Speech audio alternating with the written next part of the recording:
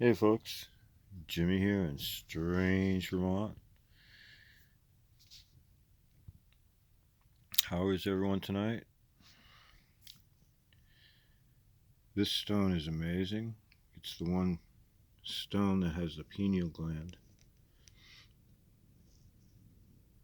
Why is that significant on an ancient artifact?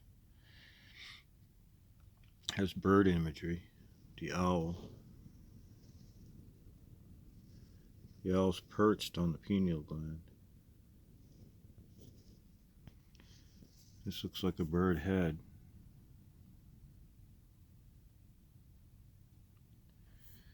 And this is the one wing of the owl. The other wing is outstretched over the eye of that person.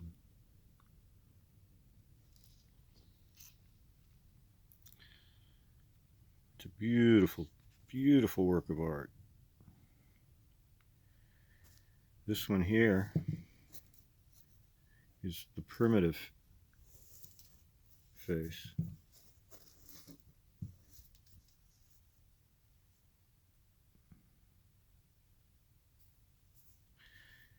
These look like the long front arms of a great ape.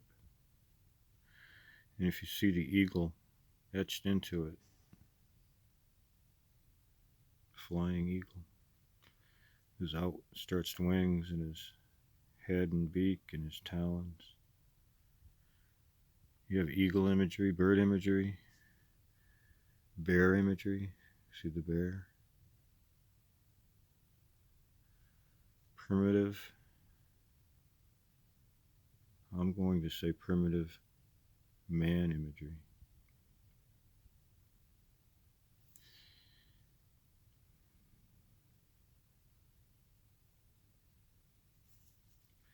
This side of the stone is complicated.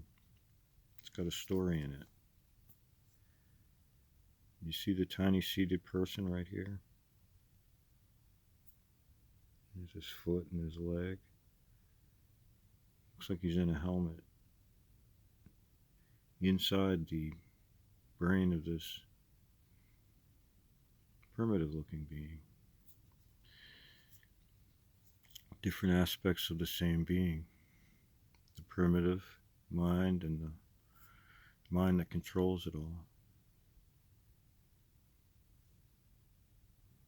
Driving the primitive mind. Things to think about. The real significance of all these stones is what they represent, which is freeing yourself from everything negative and filling yourself with everything positive that you desire.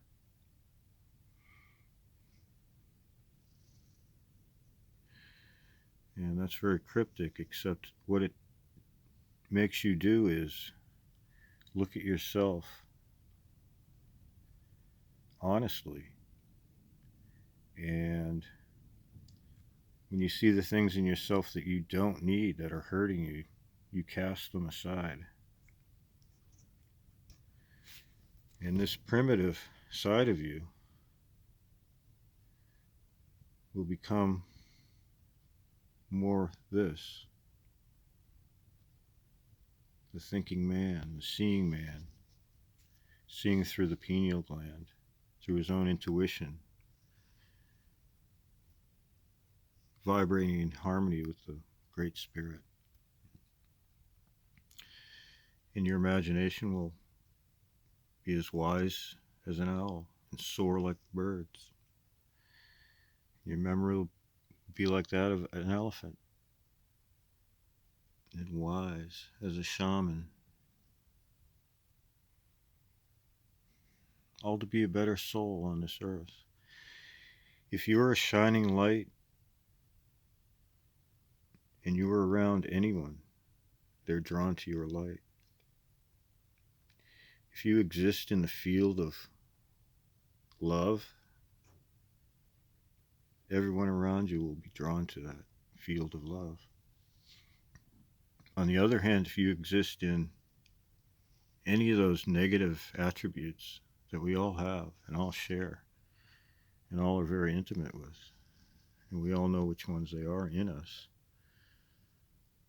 If we exist in those things, we'll be those things and attract those things. And we'll attract people around us who exist in those fields. If you put yourself in a field of love and wisdom and knowledge and harmony with life itself, your whole existence will be a creative force, a power that isn't a physical force, but a creative force.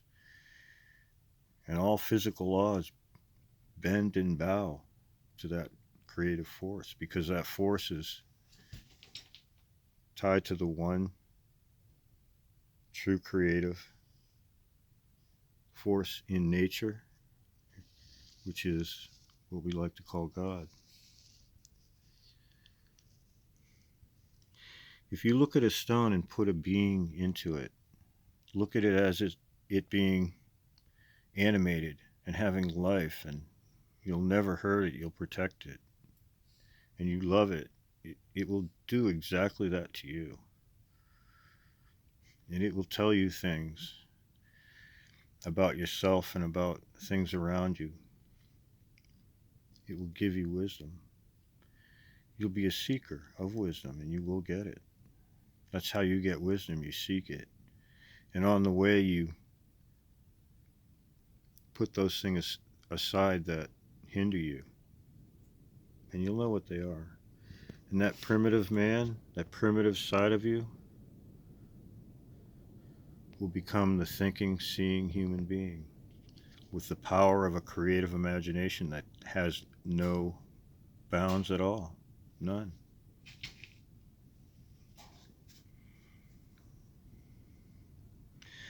If you think about the great, beautiful, wonderful megalithic buildings and the beautiful temples and cathedrals, they all existed in one person's mind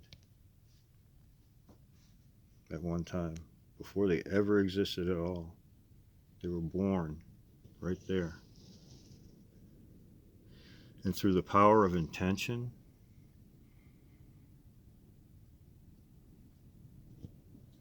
and through the spirit of integrity, all that was done.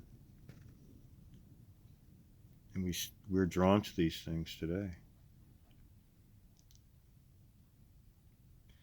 And you will get out of it what you put into it. If you see evil, you'll get evil. If you see good, you'll get good.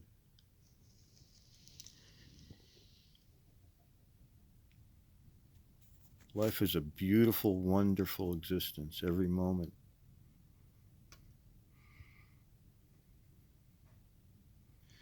And the memories that come back to you when you clear your mind from all the negative will flow into you, and you'll cry tears of joy for the memories of all your past lives.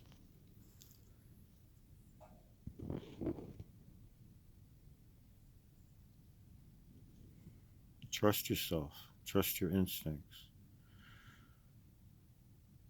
Move in those places, inside of yourself, in those spaces. Become every moment. Become. And do not be afraid to imagine yourself living the life that you choose.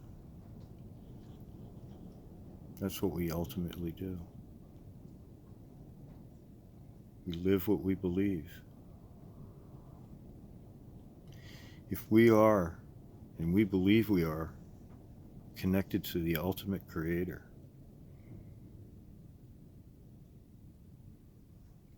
and we behave in that manner that we believe we're connected to the ultimate creator and live that life, magic becomes part of your existence. Your mind becomes your magic carpet. You'll exist in higher levels of being.